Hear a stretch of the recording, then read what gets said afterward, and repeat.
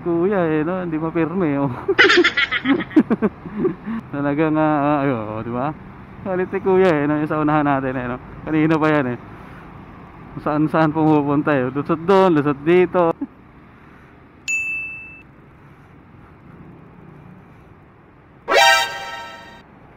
Kitan dito.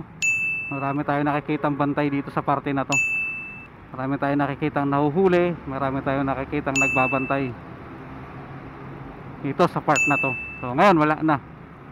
Siyempre nag-fade away na. Ah, Tapos dadaan pa tayo sa Imbudo. Sa Imbudo. Ayun yung naka. Tapos siyempre sunod na ano. Ay hindi, halos lahat ng kahaba. Sinasagot ko yung sarili ko eh, no. May experience. Si kuya eh, no, hindi mapirme oh.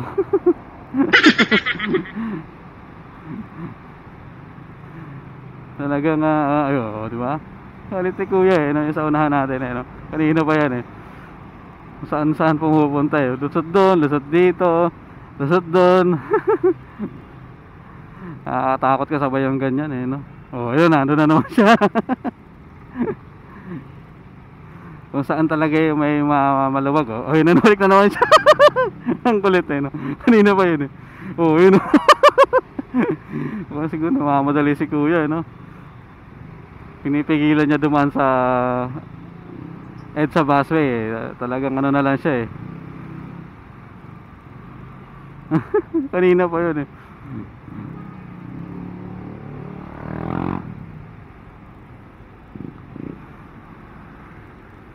Kailangan hindi ka talaga dito nagmamadali, yung pasensya mo mahaba kasi talagang prone ka sa sagi, prone ka sa bangga, diba? Ganun yun. Kaya dito kalmado ka lang.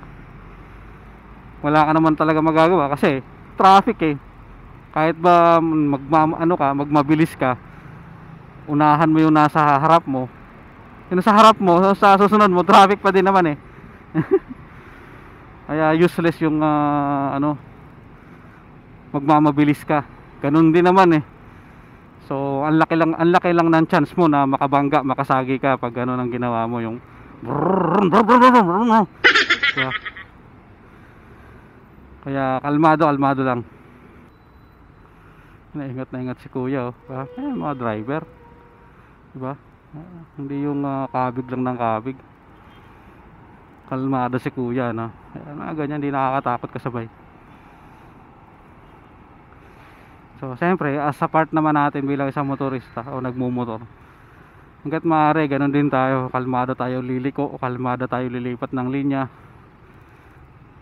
Hindi tayo yung basta lang liko, yung ganun lang, di ba? Bigla lang paling dahil naiinis ka na dahil hindi ka makalusot dahil sa traffic. May mga ganun tayo nakakasabay eh.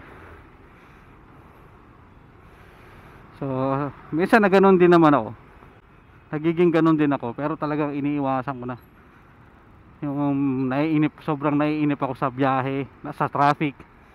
Talagang wawaswas ka. Pero siyempre ngayon nagiging kalmado na tayo kasi mahirap makasagi, mahirap makabangga, abala, tagagastos pa yan. Kaya hanggat maaaring kalmado tayo. Yun, dito na tayo sa Embudo, EDSA. Ito yung isa sa pinagmumulan ng traffic dito sa EDSA.